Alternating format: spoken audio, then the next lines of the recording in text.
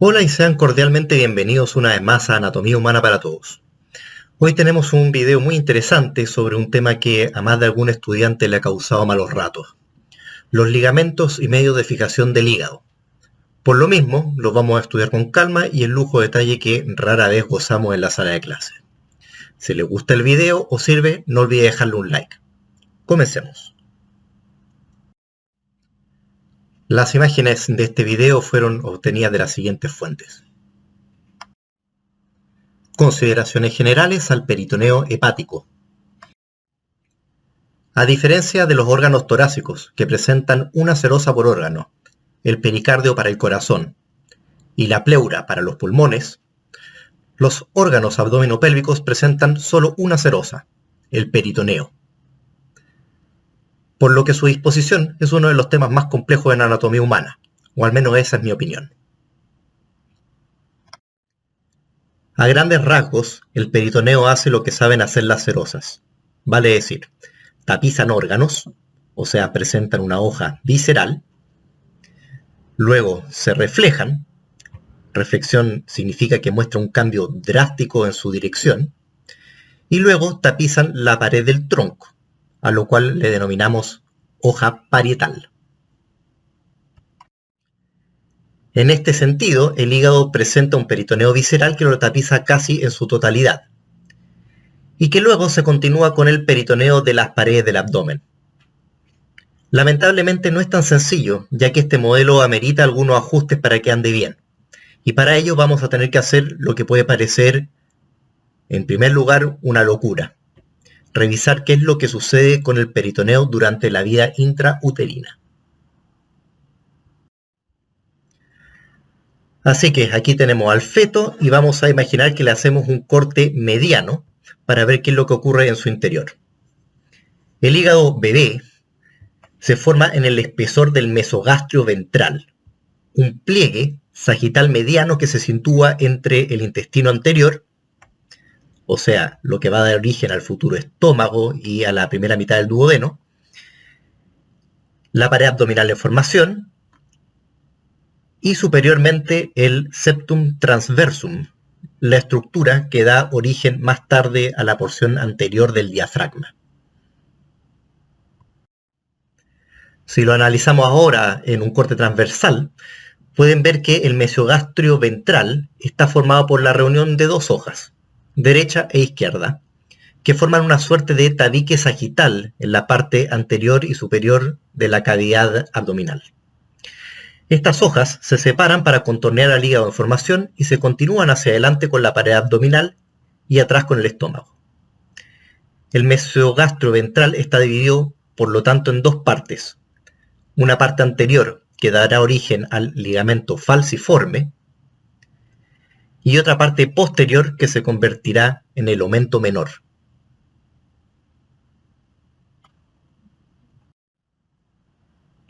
El tema es que el hígado sigue creciendo y además se va desplazando paulatinamente hacia el lado derecho.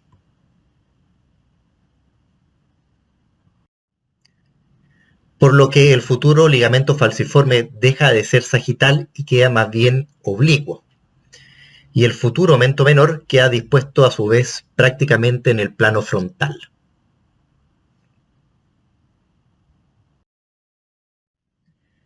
Y por el momento sería todo lo que la embriología nos aportaría para entender el peritoneo hepático del adulto. Hay desde luego algunos matices más complejos que probablemente aborde cuando haga una serie de videos dedicados al peritoneo en general. Pero de momento creo que esos son los eventos importantes para tener en consideración para nuestra descripción del peritoneo del hígado en el adulto. Por lo tanto, en el hígado del adulto existen formaciones de peritoneo que son responsables de mantener al hígado en su posición.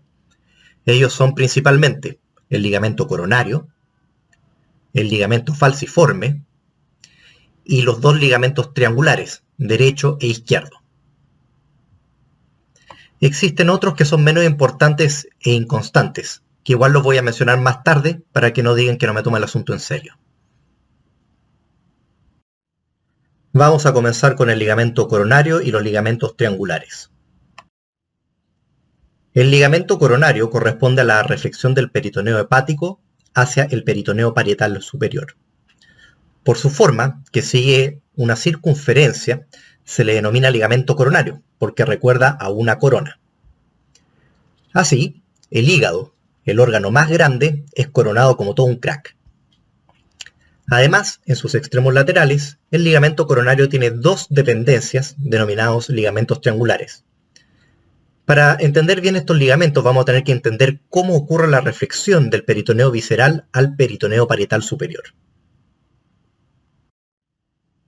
El peritoneo visceral del hígado recubre su superficie externa en casi toda su extensión, salvo en una pequeña parte que se llama el área desnuda. Esta desinhibida parte del hígado se encuentra, como recordarán, situada en la porción posterior de la cara diafragmática. Está en contacto directo con el diafragma, muy relacionado al foliolo derecho del centro tendinoso. Uniendo ambas partes existe un tejido conectivo muy denso que los une íntimamente. Por mucho tiempo se creyó imposible resecar quirúrgicamente al hígado del diafragma sin desgarrarlo por la existencia de estas fibras que ocupan el espesor del área desnuda. En un corte sagital, veremos que el peritoneo parietal superior viene tapizando la cara inferior del diafragma, se refleja a la altura del área desnuda para convertirse en el peritoneo visceral que tapiza la cara diafragmática del hígado. Por otro lado, el peritoneo parietal, que tapiza la pared posterior del abdomen, también se refleja a la altura del área desnuda y tapiza luego la cara visceral del hígado. Hasta el momento fácil y bonito. La reflexión del peritoneo en el área desnuda forma el ligamento coronario del hígado. El área desnuda tiene una forma que el buen anatomista francés Charpy comparó con una cruz. Una de las ramas va desde el surco de la vena cava inferior al ligamento falciforme. La transversal, orientada hacia los extremos derecho e izquierdo del hígado, coincide con dos áreas donde el peritoneo de las caras diafragmática y visceral se aproximan tanto entre sí que prácticamente se unen. De esto resulta la formación de los dos ligamentos triangulares, derecho e izquierdo. Hay dos ligamentos triangulares, el derecho, que es bastante pequeño, y el izquierdo, que es bastante más grande y resistente. Como se pueden imaginar, estas estructuras refuerzan la acción del ligamento coronario.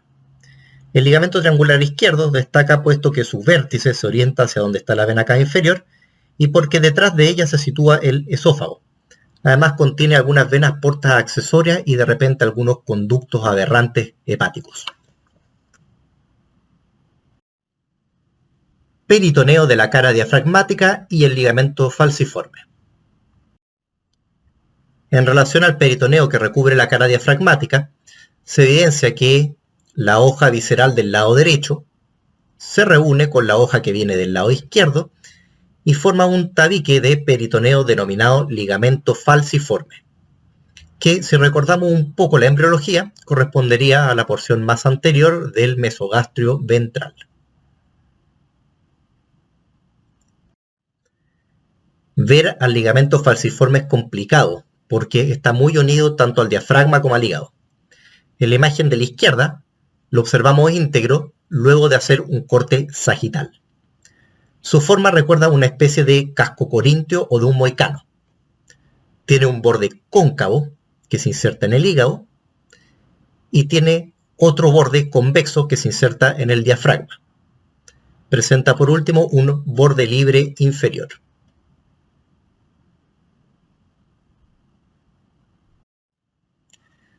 Debido al crecimiento del hígado durante el periodo embrionario fetal, el ligamento falciforme presenta una cara derecha que mira hacia adelante y una cara izquierda que mira hacia el hígado. Entonces no se encuentra estrictamente en el plano frontal como lo hacía en su situación fetal. Lo otro que es muy importante es que vamos a destacar que en relación al borde libre se encuentra el ligamento redondo del hígado. Ya hemos mencionado en otros videos que esto obedece a la vena umbilical del feto. Además, el ligamento va acompañado de algunas venas más chicas y nervios que son poco importantes, junto a un poco de grasa.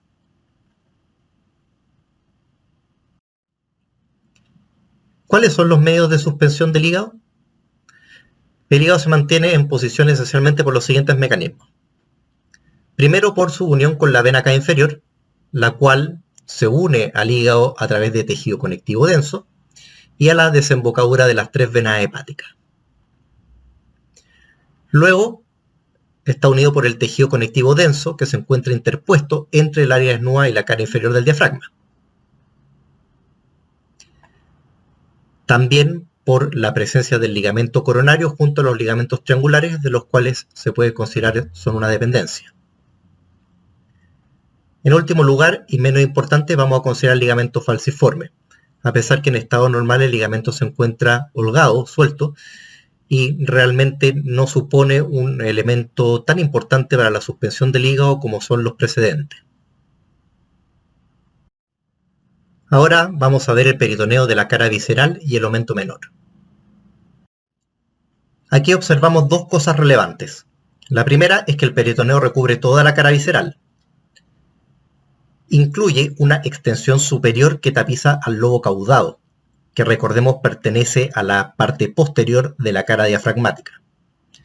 Lo otro que observamos es que las hojas de peritoneo, que recubre los lados derecho e izquierdo de la cara visceral, se reflejan a nivel de la altura de la fisura del ligamento venoso y la puerta hepática, para formar un nuevo pliegue peritoneal que se denomina aumento menor. Aquí, de nuevo en este corte, vemos que el peritoneo de la cara visceral se refleja y forma el aumento menor, el cual se dirige hacia el estómago para desdoblarse y continuarse con el peritoneo visceral del estómago.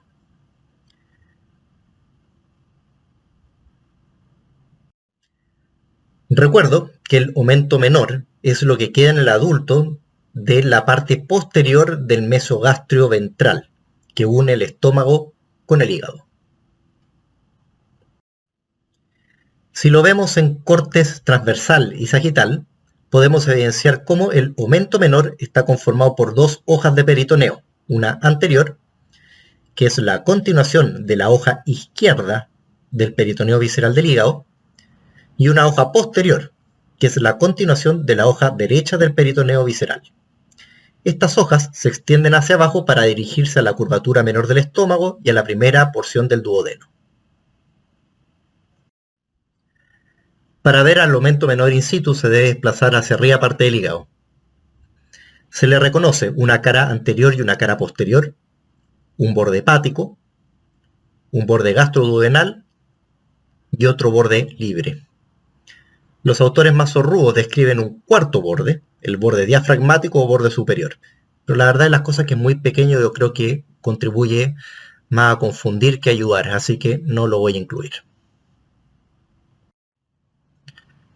La cara anterior está en relación con el lobo cuadrado del hígado, del cual está separado por un espacio de la cavidad peritoneal denominado receso subhepático.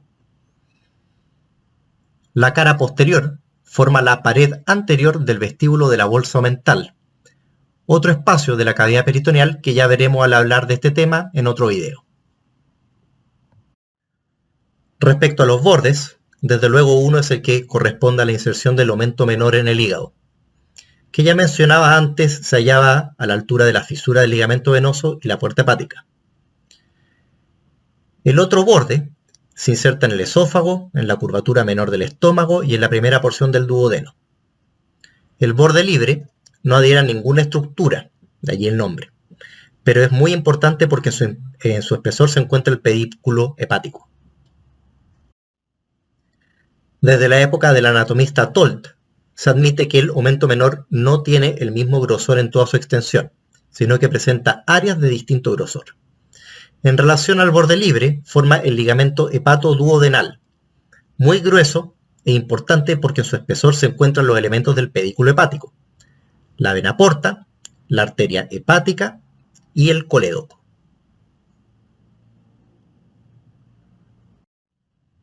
Luego, en relación a la curvatura menor del estómago, se encuentra el ligamento hepatogástrico, que de ligamento tiene el puro nombre, porque la verdad es que aquí el omento menor es muy delgado y friable. Tolt consideraba esta porción la pars flácida del omento menor, o sea, la porción flácida. Superiormente, y muy pequeño, se encuentra el ligamento hepatoesofágico, aunque más resistente que el ligamento hepatogástrico. En esta parte del omento transita la rama hepática de la arteria gástrica izquierda junto a algunos filetes nerviosos que se dirigen al hígado. La verdad es que el ligamento menor no contribuye notablemente a suspender o fijar el hígado a la pared abdominal, aunque sí lo une a los órganos ya mencionados, por lo que se debe cortar en caso de querer remover completamente el hígado de la cavidad peritoneal. Además es muy importante porque, como ya les he mencionado, contiene al pedículo hepático. Y terminemos esto viendo los ligamentos inconstantes. El primero de ellos es un pliegue de peritoneo que se extiende eventualmente entre el lobo derecho del hígado en la impresión cólica hacia el colon transverso. Se denomina ligamento hepatocólico según Huschke. Se encuentra muy cerca del peritoneo de la vesícula biliar y se puede relacionar con un ligamento también inconstante que se extiende desde la vesícula biliar hacia el colon transverso. El segundo ligamento es tan inédito que ni le pillé una foto decente, así que lo voy a esquematizar con la siguiente imagen del peritoneo parietal posterior.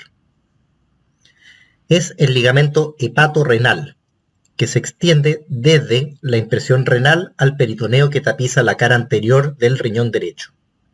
Algunos lo consideran como parte del ligamento triangular derecho y en caso de existir dividiría al receso hepatorrenal de la cavidad peritoneal en dos partes. Por lo tanto, y en conclusión, el hígado es un órgano peritonizado, salvo en una pequeña porción que se denomina área desnuda. Existen varios ligamentos peritoneales que mantienen al hígado en posición: el ligamento coronario, los ligamentos triangulares y falciformes. Además, la unión del hígado a la vena cava inferior y el tejido conectivo del área desnuda contribuyen a mantener en su lugar al hígado. El omento menor une al hígado con el esófago, el estómago y el duodeno. Su mayor importancia es que contiene en su espesor al pedículo hepático.